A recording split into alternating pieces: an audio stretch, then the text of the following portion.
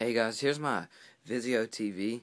It is non-responsive. Like, everything I do, I press the damn power button like 80 damn times. Then nothing, not even the lights pop up on it. And I'll press the power button from the side.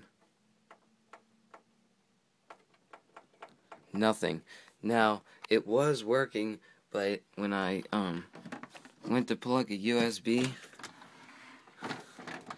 into the slot here. Well, I've always plugged my USB in, but I guess I was plugging it in backwards or something, and when I did it, the TV cut out, and it hasn't worked since. So I'm guessing that's the problem there, but how do I go about fixing it, or how much would it cost if I took it to Vizio and got it fixed? Please help me.